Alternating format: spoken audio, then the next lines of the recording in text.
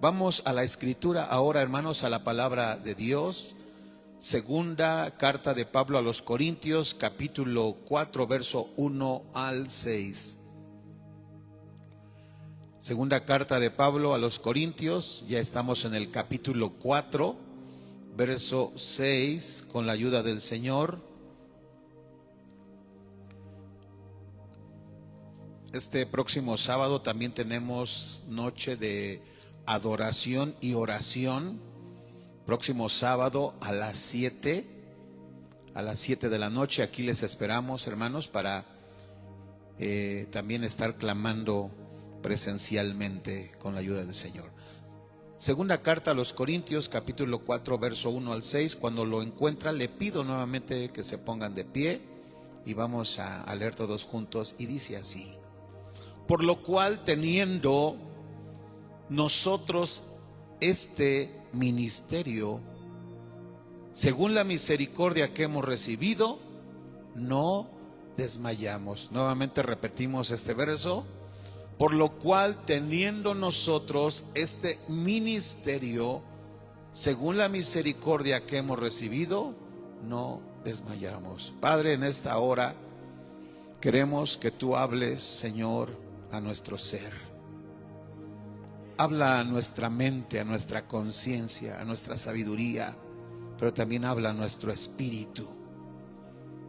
Gracias porque tu Espíritu Santo está aquí. Y a través del ministerio y del apostolado de Pablo, podemos entender y comprender cuáles fueron las características que él tenía.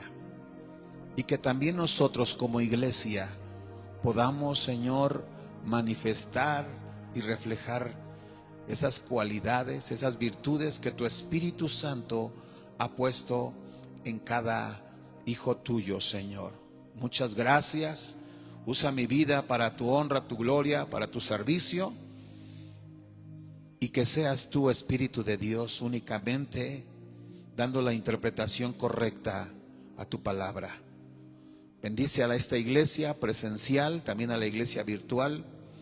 Que todos, Señor, podamos ser edificados a través de tu Espíritu Santo. Te lo pedimos en el nombre de Jesús. Amén. Gloria a Dios. ¿Cuántos pueden darle honra, alabanza a Cristo Jesús?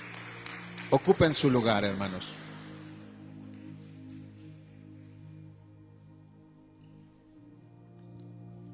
Hasta este momento, hermanos, llevamos 7 características de Pablo, de su ministerio. Aprendíamos, número 1, que él exaltaba a Dios, aún en medio de aflicciones, tribulaciones.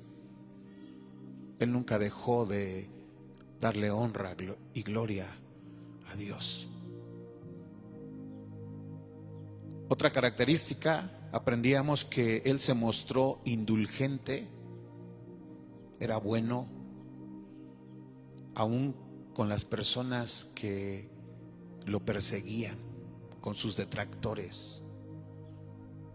Hubo un grupo contencioso que pretendía sacarlo del ministerio, menospreciar su obra, su trabajo. Sin embargo, él fue indulgente aún con ellos. No guardó rencor, no guardó odio, sino él los perdonó.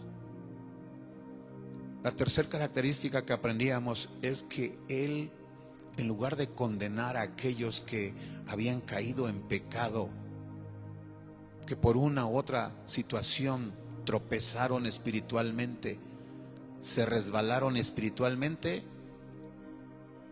él no fue un juez condenador. No, Pablo restauró y consoló aún a aquellos que habían pecado. Y esto nos motiva, nos anima a tener también esa cualidad, esa característica, a restaurar, a ayudar a aquel que está intentando levantarse de nuevo. No empujarlo, sino que pueda también levantarse en el nombre de Jesús. Otra cuarta característica que aprendimos, hermanos, de Pablo, es ese amor sincero, ese amor genuino que Pablo tenía, primero por las almas, pero también por aquellos que colaboraban con él para la salvación de las almas. Él oraba por los ministros, oraba por los colaboradores, y dentro de esos colaboradores él mencionó a mujeres que también trabajaban en el ministerio. Y él sentía un gran amor por esas almas, pero también sentía amor y se preocupaba por los colaboradores que también estaban predicando la palabra de Dios. La quinta cualidad de Pablo fue que él jamás hizo alarde de sus capacidades, de sus habilidades o aptitudes. La pretensión de Pablo, el deseo de Pablo no era que lo conocieran a él, sino que conocieran a Cristo Jesús. La sexta característica que aprendimos, que Pablo fue un eco. Él fue un reflejo de Jesucristo. El mensaje que Jesús trajo a esta tierra, Pablo era como un eco para que regresara ese mensaje a la humanidad. Él solamente fue un transmisor. Él fue un portavoz, un heraldo, un mensajero de Jesucristo. Y hoy hablaremos, hermanos, del séptimo mensaje que encontramos y de la séptima característica del ministerio y del apostolado de Pablo, y es que Pablo siempre reconoció que el ministerio que él tenía, hermanos, era por la misericordia de Dios, por pura misericordia de Dios. Cuando hablaba Pablo, hermanos, de su biografía, cuando él en algunas ocasiones daba su testimonio muy corto, encontramos en tres ocasiones en Hechos el testimonio de Pablo. Pero vean que cuando Pablo hablaba, hermanos, cuando se refería a él mismo, nunca mencionó lo que él era para resaltarse. Sí, él decía que era hebreo de hebreos, que había sido un alumno de rabinos, que él era judío, tenía varias nacionalidades, pero él nunca resaltó esas cualidades. De hecho, él dijo, todo aquel currículum que yo he tenido, dice, lo tengo como basura. Para él no era importante. Es decir, las cualidades que él tenía, hermanos, nunca las resaltó. ¿Saben qué es lo que resaltó Pablo de su vida? ¿Sí se imaginan qué es lo que resaltó Pablo de él? Su pecado. Dice, yo era un pecador, era un perseguidor de cristianos, era un blasfemo, un mentiroso, un asesino. Eso es lo que él resaltó. Dice, no hay ninguna virtud, ninguna cualidad en mí. Por eso él menciona, vean aquí en el versículo 1, 2 Corintios 4:1, por lo cual nosotros, dice, por el cual teniendo nosotros este ministerio, lo que él estaba haciendo, predicar el evangelio, fundar iglesias, hacer milagros, llevar el evangelio de Cristo, establecer diáconos en las congregaciones, ir y visitar nuevas ciudades, predicando el evangelio. Dice, este ministerio que yo tengo no es porque yo lo merezca, sino este ministerio es según la misericordia que hemos recibido. ¿Qué significa, hermanos, la palabra ministerio? Ministerio es una tarea que ha sido delegada. Pero las tareas espirituales como cristianos o dentro de la iglesia, hermanos, no podremos desempeñarlas solamente en base a nuestra capacidad o nuestro esfuerzo. No, hermanos, por eso se llama ministerio, porque ha sido delegado por Dios Y para poder ejercer esa función espiritual es necesario la dirección del Espíritu Santo. Por eso los predicadores, los hombres de Dios, cuando vemos la historia en el Antiguo Testamento, la iglesia primitiva, cómo ellos iban avanzando en anunciar y proclamar el reino de Dios, en predicar la palabra, cómo se extendía el evangelio, que ni los conquistadores, ni los reyes, ni los gobernantes, ni los jueces no lo pudieron hacer. Pero 12 hombres que eran apóstoles enviados de Dios, ellos pudieron predicar el evangelio. Y el apóstol Pablo también se suma a esa tarea. ¿Por qué lo hicieron? Porque era el Espíritu Santo. Ellos ministraban con el poder del Espíritu. Cuando ellos intentaron iniciar ya el ministerio, cumplir la tarea, porque el Señor Jesús, hermanos, después de que Él resucita, 40 días están en la tierra y les da un mandamiento que fueran y predicaran, comenzando desde Judá, Belén, Jerusalén, Samaria, Galilea y las demás ciudades, pero tenían que extenderse. Pero les hace una recomendación: tenían que esperar en Jerusalén. No podían iniciar en el tiempo que ellos quisieran, no, era en el tiempo de Dios. ¿Y saben cuándo iniciaron? Cuando Dios los llenó del poder del Espíritu Santo, ellos pudieron ministrar, pudieron trabajar. Por eso Pablo dice: es por la misericordia de Dios. Si yo predico, si yo llevo el evangelio, es solamente por el poder del Espíritu Santo, es por la misericordia que hemos recibido. Y cuando el hombre ministra por el poder de Dios, cuando es guiado por el Espíritu Santo de Dios, vean lo que dice al final del versículo 1: no desmayamos. ¿Quién va a desmayar? Aquel que se autonombró, aquel que se predica a sí mismo, aquel que quiere dar a conocer sus atributos, sus virtudes, sus habilidades. El enemigo lo va a frenar, lo va a detener.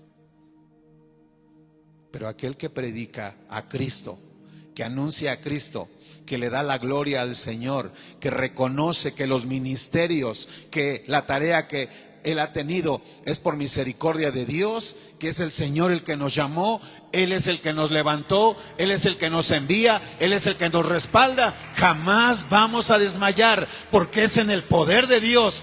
No es en nuestras fuerzas, no es en nuestro poder, sino es en el poder del Espíritu Santo. ¿Cuántos le dan la gloria al Rey, a Jesucristo, el Señor? Esta palabra, hermanos, ministerio, es muy importante. En Efesios capítulo 4, 11 y 12, yo creo que varios han leído esta porción. Pablo nos dice que Jesucristo constituyó. Él estableció apóstoles, profetas, evangelistas, a otros pastores y maestros. Hay 5 ministerios. ¿Cómo sabemos que son ministerios? Porque en el versículo 12 dice: a fin de perfeccionar a la iglesia. Estos ministerios tienen un objetivo, un propósito. Dios los constituyó, Dios los fundó con un propósito, a fin de perfeccionar a los santos, a fin de perfeccionar a la iglesia. ¿Quiénes somos los santos? Los que estamos aquí, no los que han sido canonizados falsamente. No, el Señor nos ha canonizado ya desde aquí, desde la tierra. Él nos ha santificado con esos ministerios, a perfeccionar a los santos, vean, para la obra del ministerio. Ese es un ministerio. Evangelistas, pastores, maestros. Algunos han dicho que estos ministerios solamente son para hombres, que una mujer no puede enseñar la palabra de Dios, que no puede predicar. Pero vean lo que dice Primera de Corintios capítulo 12, verso 4 al 13. Primera de Corintios 12, 4, el mismo apóstol Pablo menciona esa diversidad de dones que existen. Pero ¿quién es el que ha dado esos dones, esos ministerios? El Espíritu de Dios. Hay diversidad de ministerios, pero el Señor es el mismo. Hay diversidad de operaciones, pero Dios que hace todas las cosas en todos. Vean, en todos. Esta palabra todos se refiere al cuerpo de Cristo. Es el mismo, versículo 7, pero a cada uno le es dada la manifestación del Espíritu para provecho. A cada uno de aquellos todos. A uno les dada la palabra o el Espíritu, palabra de sabiduría, palabra de ciencia, fe, dones de sanidades, el hacer milagros, profecía. Vean cómo aquí está mencionándose la profecía. Pero la profecía no es para unos. De hecho, Pablo dijo que cuando la mujer profetiza, que se cubra la cabeza, se refiere a autoridad. Pero es para todos. Versículo 11, pero todas estas cosas que son ministerios, operaciones, dones, pero todas estas cosas las hace uno, que es el mismo Espíritu, repartiendo a cada uno en particular. Ahí no dijo repartiendo a los varones únicamente, no, dice repartiendo a cada uno, de esos todos, de ese cuerpo de Cristo, como Él quiere. Versículo 12, porque así como el cuerpo es uno, el cuerpo de Cristo es uno y tiene muchos miembros. ¿Y quiénes componen ese cuerpo? ¿Quiénes son esos miembros? Varones y mujeres. Pero todos los miembros del cuerpo, siendo muchos, son uno solo. Son un solo cuerpo, así también Cristo, porque por un solo Espíritu fuimos todos bautizados en un cuerpo. Todos somos esos ministerios que da el Espíritu Santo, que son para todos, tienen que ser respaldados por el poder del Espíritu Santo de Dios. Dice Pablo, yo no merecía ese ministerio, pero Dios me lo dio por misericordia. Cuando entendemos que los ministerios son de Él, hermanos, no va a haber lugar a jactancia.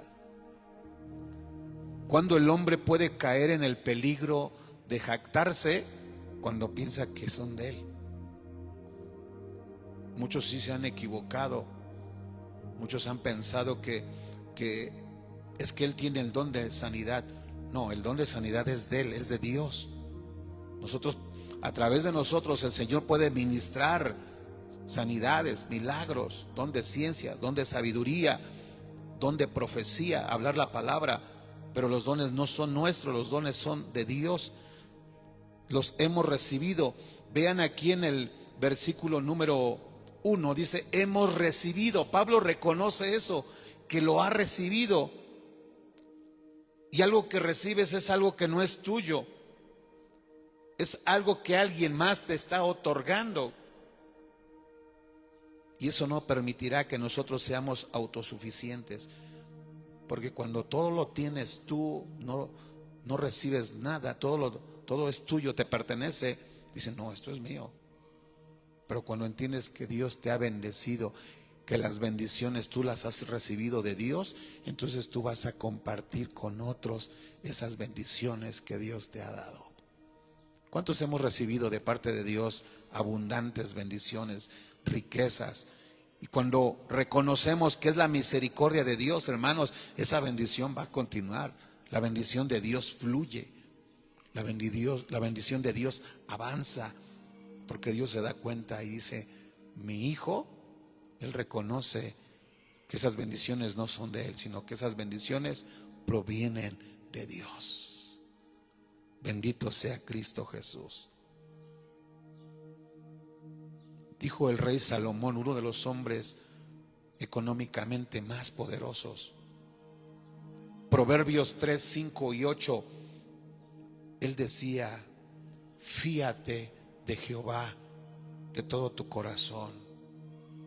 En otras palabras, confía únicamente en Dios.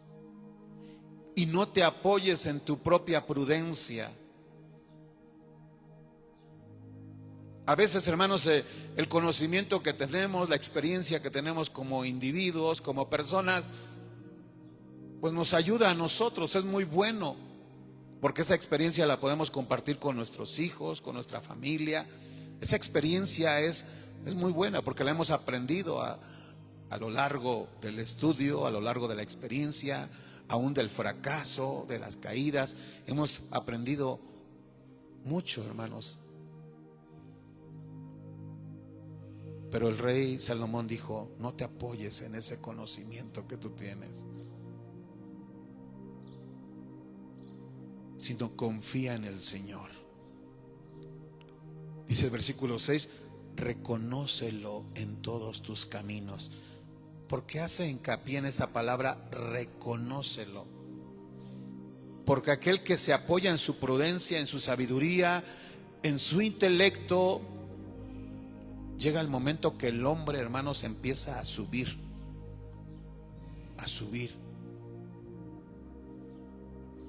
Y al final, como se siente un gran intelectual, un gran conocedor, después se olvida de Dios. ¿Qué pasa? No es generalizar, pero ¿qué sucede con los filósofos?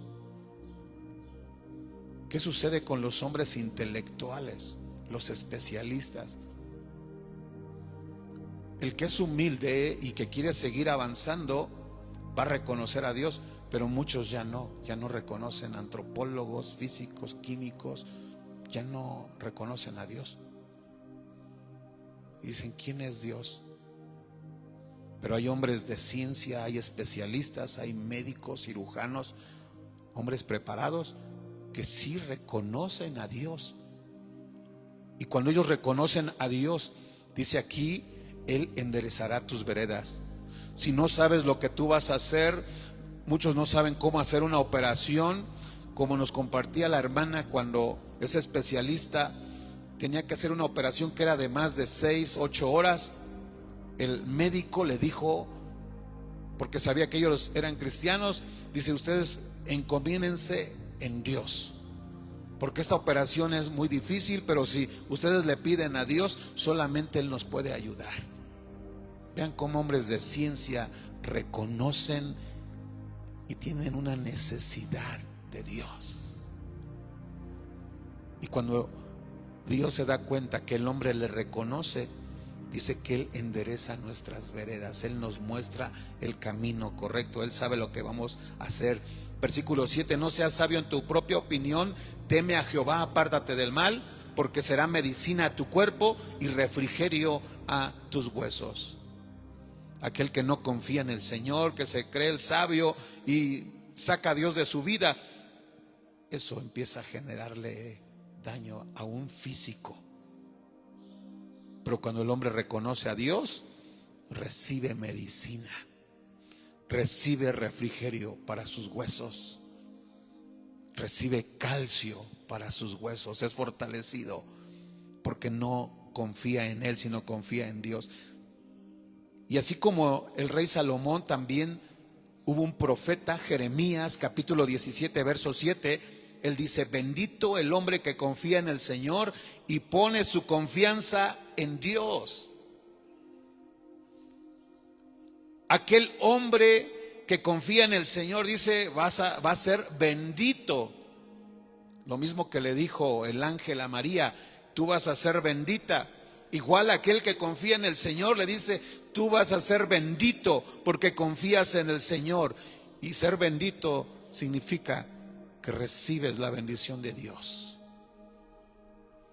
que tu canasta va a ser prosperada, que tu economía va a ser bendecida, tu salario.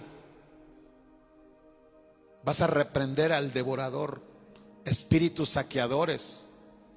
En el Antiguo Testamento se mencionaban a unas plagas, revoltón, y otras plagas que venían a robar y a comerse el fruto.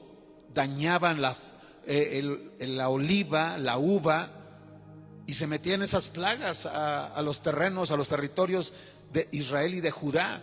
Pero ¿por qué vino esa plaga, hermanos? Porque ellos se apartaron de Dios, desobedecieron a Dios y vino maldición. Pero cuando ellos se apartaron del pecado, se arrepintieron y se volvieron a Dios, vino la bendición de Dios. Bendito el hombre que confía en el Señor y pone su confianza en Él. Va a ser como un árbol que está plantado en el agua que extiende sus raíces, aumenta sus raíces, se extiende, llega el calor y sus hojas siempre están verdes. Esas hojas verdes representan bendición, prosperidad. Hemos iniciado, hermanos, un año 2023, pero tú debes de ser como ese árbol plantado a las aguas. ¿Cuáles son esas aguas, hermanos?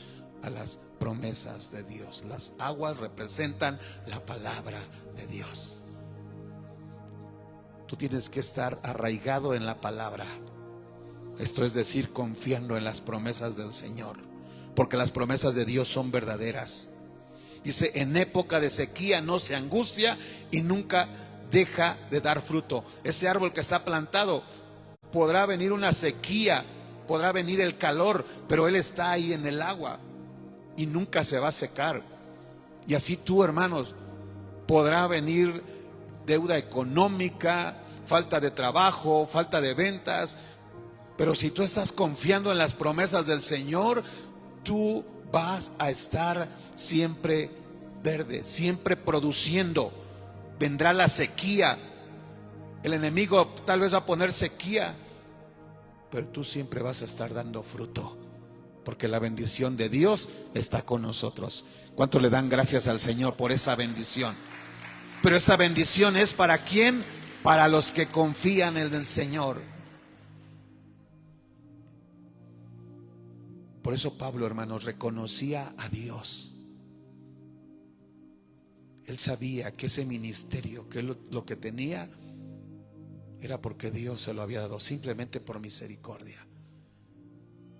Y qué bueno es que tú reconozcas a Dios en todos tus caminos. En estudios pasados, en la segunda carta de Pablo a los Corintios, en el capítulo 3, verso 4 y 6, Pablo nos decía en dónde estaba su confianza. Segunda de Corintios 3, 4 al 6 dice Pablo, esta es la confianza que delante de Dios tenemos por medio de Cristo. Su confianza estaba en Dios y estaba en Cristo. Pablo decía, no es que nosotros seamos competentes, que seamos excelentes en nosotros mismos, sino que nuestra capacidad viene de Dios.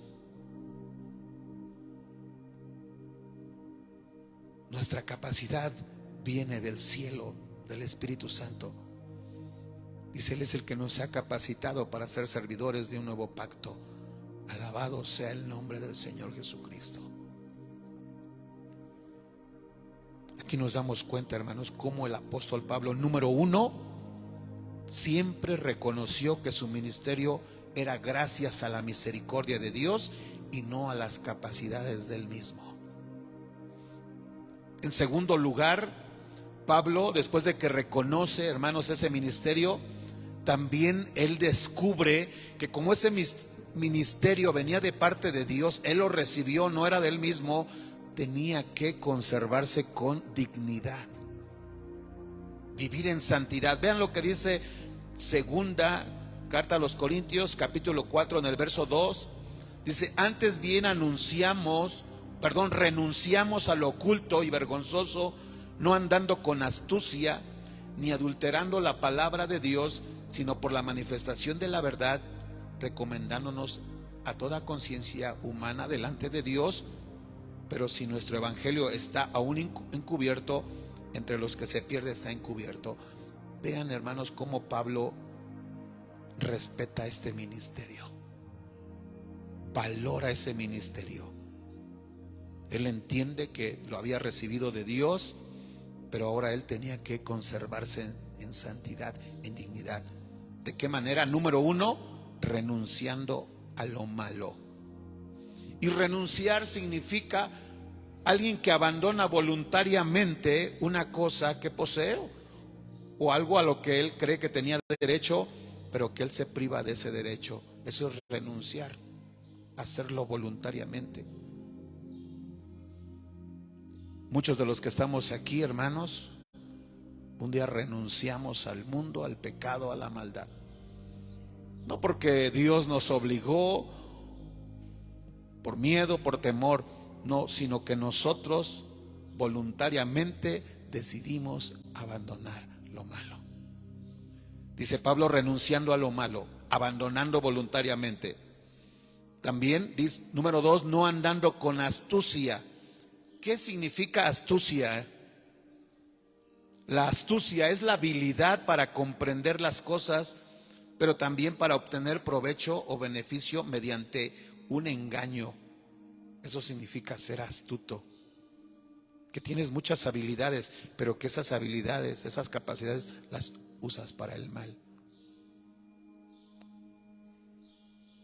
Hoy hay muchos métodos, hermanos, muchas formas de robar, de extorsionar, aún con mentira, con engaño, con astucia. Y por eso siempre se recomienda que tener cuidado. Muchos hablan y dicen, no, es que tú tienes esta cuenta y tu cuenta se hizo un retiro muy grande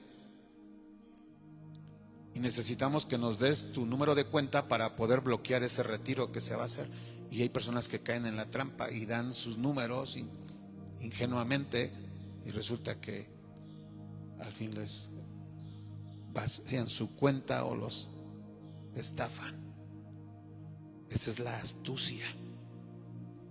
Y esa astucia maligna también se usaba en la iglesia. Había falsos maestros, falsos predicadores que eran hábiles, eran sabios, eran inteligentes, pero únicamente para causar daño,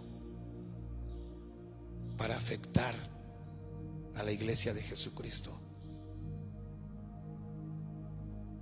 Pero dice Pablo, tenemos que renunciar a eso, a lo malo, no andando con astucia.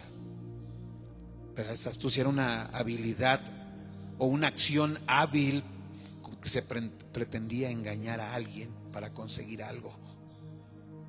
Número 3, Pablo conservaba su ministerio con dignidad, renunciando a lo malo, no andando con astucia y no adulterando la palabra de Dios.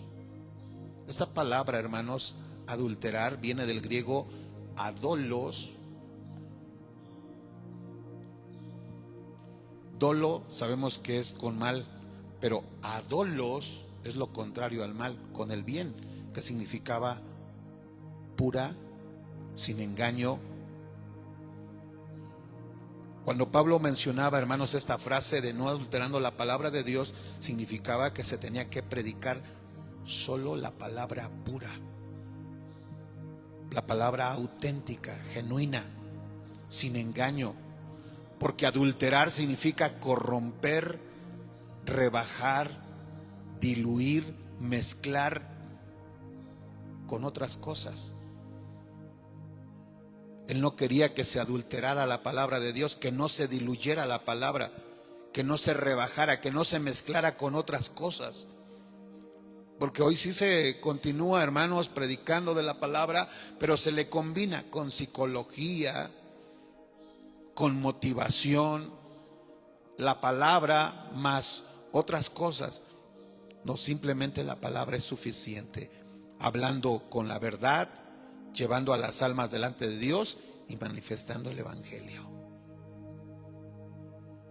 Vean, hermanos, el segundo punto, como Pablo reconoce que el ministerio era por la misericordia de Dios. Número 2, reconoce que ese ministerio tenía que conservarse en santidad. Y número 3, Pablo reconocía que tenía una gran responsabilidad y un gran compromiso porque estaba enfrentándose a las fuerzas malignas. Como es un ministerio que viene de parte de Dios, no es de los hombres, es un ministerio, la predicación del evangelio que trasciende el cielo, también el ataque es igual fuerte. Versículo 4, en los cuales el Dios de este siglo cegó el entendimiento de los incrédulos para que no les resplandezca la luz del evangelio de la gloria de Cristo, el cual es la imagen de Dios. Pablo sabía, hermanos, que ir y predicar el evangelio no era cosa sencilla. ¿Saben por qué, hermanos? por esta razón. Porque él sabía que aunque iba a compartir el evangelio a las personas, esas personas tienen una venda espiritual. Cuando se comparte la palabra, cuando le hablas a alguien del evangelio, inmediatamente hay un rechazo, hay una oposición, porque Satanás está influenciando esa vida. En la semana nosotros fuimos a orar por relativamente un hombre joven, unos 38, 39 años. Pero ahí él empezó a sentir persecución, a salirse de su casa. Él venía de su casa al trabajo caminando, tenía persecución, tenía miedo. Y cuando nosotros llegamos a orar, como saben, fuimos a la casa de él, tenemos que cubrirnos con la sangre de Jesucristo antes de llegar. Porque si una persona que se ve normal, hermanos, está cegada, está influenciada por espíritus, imagínense una persona que ya está poseída. ¿Cuántos espíritus malignos están ahí en esa casa o en ese cuerpo? Oramos, entramos, solamente estaba agachado y pues nosotros ya sabemos lo que tenemos que hacer. Toda la familia los llevamos a orar, a pedir perdón a Dios, los guiamos en la oración, a entregar su vida a Cristo, y de repente sabíamos que el enemigo iba a reaccionar, porque los tiene cegados, los tiene atados, oprimidos. Y cuando ya empezamos a confrontar, a reprender, a destruir todo, este hombre sale disparado, ya que no aguantó la oración. De hecho, desde que empezamos a hacer la oración, él se tapaba los oídos y no quería escuchar. No era él, eran esos demonios que sabían que se tenían que ir. Y el hombre sale corriendo porque le huyen, los demonios le huyen al Señor Jesucristo. Sienten tormento. Por eso el gadareno le dijo a Jesús: ¿por qué vienes a atormentarnos? Y no es para que nosotros sintamos temor, no, ellos deben de sentir temor de nosotros, no por nosotros, sino por lo que mora en nosotros, porque en nosotros mora el Espíritu Santo de Dios. En nosotros está rociada la sangre preciosa del Cordero. En nosotros mora el Espíritu Santo de Dios, y ese Espíritu es el que nos da poder, es lo que nos da autoridad. No son nuestras palabras, no son nuestras fuerzas, no son nuestros gritos, es el poder, es lo que Cristo hizo en la cruz del Calvario. Eso es lo que nos da autoridad de pisar, de hollar serpientes, escorpiones y sobre toda fuerza del enemigo. Dijo Jesús: van a pisotear y nada les hará daño. Y este joven quiso salir corriendo. Lo tuvimos que detener y seguir orando, seguir rompiendo, destruyendo esas fortalezas en el nombre de Jesús, porque son personas que están siendo oprimidas. Es cierto, ellos abrieron puertas para estar en esa situación. Alguien abrió puertas, o alguien les abrió puertas con brujería, con hechicería, los entregaron, les enviaron maldiciones, o ellos por pecado se metieron en cosas ocultas, ellos abrieron puertas. Pero en el momento que ellos le piden perdón a Dios, esas puertas se cierran, se destruyen. Y en el momento que nosotros rompemos esas brujerías, también esas puertas que se abrieron se tienen que cerrar. Y ese yugo, esa ceguera que dice aquí que el Dios de este siglo, Dios significa Señor, que gobierna de este siglo, de este mundo. ¿De cuál siglo? Del que vive en pecado. Cegó el entendimiento de los incrédulos. Por eso, hermanos, es que el enemigo, Satanás, tiene autoridad sobre ellos, porque viven en incredulidad. Pero cuando ellos creen en Jesucristo, piden perdón por sus pecados y reciben a Jesús como Señor, invitan a Jesús a su vida, ellos ya no son incrédulos, ahora ellos creen en Jesucristo. Ya ese enemigo no puede cegar su entendimiento, sino que ahora resplandece la luz del Evangelio, de la gloria de Dios. Dice Pablo en el versículo 5, porque no nos predicamos a nosotros mismos, sino a Jesucristo como Señor y a nosotros como vosotros siervos por amor a Jesús. Predicamos a Cristo. Y por eso nuestro evangelio, hermanos, es eficaz. Por eso la palabra que nosotros llevamos es palabra de poder, porque es en el nombre de Jesús. Jesús dijo: en mi nombre echarán fuera demonios. El mundo de las tinieblas, principados, potestades, gobernadores, ángeles caídos, demonios, espíritus inmundos, ellos reconocen el nombre de Jesús y ellos se doblegan, ellos se humillan ante el nombre de Cristo Jesús, porque el nombre de Jesús es un nombre que es sobre todo nombre. Ponte de pie y dale la gloria al que vive por los siglos de los siglos. Qué importante es que reconozcamos que Jesús es nuestro Dios. No nos predicamos a nosotros, no nos predicamos para darnos a conocer, sino para darle a conocer a Cristo, que Él es el único que es digno de toda la gloria, que el ministerio de Cristo que hemos recibido es por su misericordia, que la obra que Jesús hizo en la cruz, esa obra, ese sacrificio es perfecto, porque ahora tenemos salvación, ahora tenemos vida eterna en Cristo Jesús. En esta hora yo te invito a que tú reconozcas que todo lo que tú tienes es porque proviene de Dios, que es por su misericordia, que nuestra confianza no está en nosotros mismos, nuestra confianza está puesta en el Señor, y que lo que Él nos ha dado, hermanos, ese ministerio, tú lo tienes que descubrir y lo tienes que desarrollar también. Debes de estar consciente de que nos enfrentamos a las fuerzas del mal, a las fuerzas del maligno, pero mayor es el que está contigo. Él nos ha dado ese ministerio y Él nos va a respaldar si confiamos en Él. Si confiamos en Él. Prediquemos su palabra, anunciemos su palabra y reprendamos esa ceguera espiritual, esas vendas que el enemigo ha puesto, yugos, cadenas, se rompen en el nombre de Jesús. Cuando tú vas y predicas, tienes que destruir en el nombre de Jesús toda venda espiritual. Ahí donde el enemigo ha cegado el entendimiento por la incredulidad, tú tienes que llevarlo a que esa incredulidad desaparezca, sino que ahora crean en el Señor Jesucristo y va a resplandecer la luz del evangelio, la gloria de Dios, porque predicamos a un Cristo de poder, predicamos a un Cristo que hace milagros, que hace prodigios, que hace maravillas, que sigue salvando, que sigue perdonando, que sigue liberando. Cristo es el mismo ayer, hoy y por los siglos. Dale la gloria a Él. Bendito sea el nombre del Señor.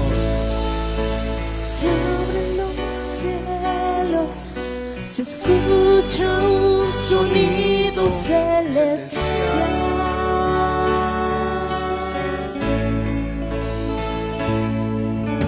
unido a las voces de un pueblo que te quiere adorar. Aquí está tu iglesia, Señor. El Espíritu de Dios se mueve libre en este lugar.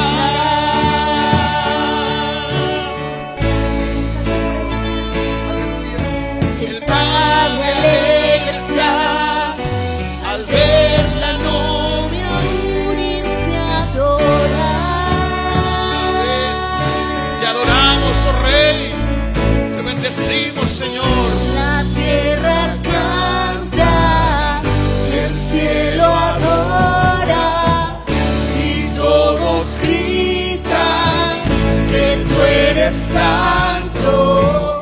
La tierra canta, su iglesia adora y todos gritan que tú eres santo. Tú eres santo, Dios. Tú eres santo, santo, santo.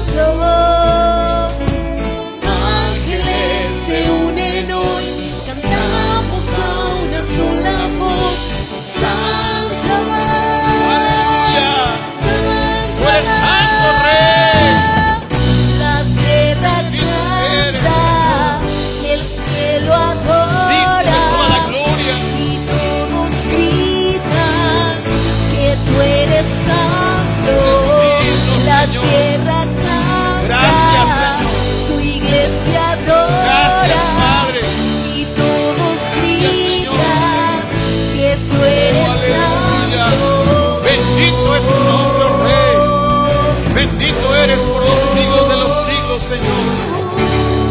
Tú reinas, Señor. Tú reinas en nuestro ser, en nuestro corazón. Bendito eres, oh Jehová. Gracias, Señor. Aquí está tu iglesia. Enséñanos a confiar en ti, Señor. Enséñanos a confiar en ti. Aumentanos fuerzas, Señor.